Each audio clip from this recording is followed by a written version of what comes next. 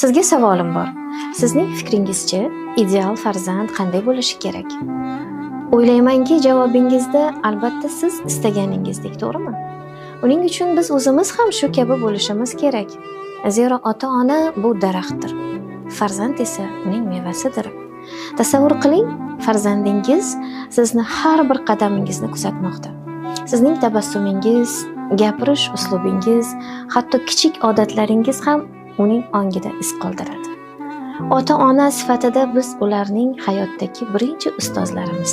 Farzandimiz halol bo'lishini istasak, o'zimiz halol bo'laylik.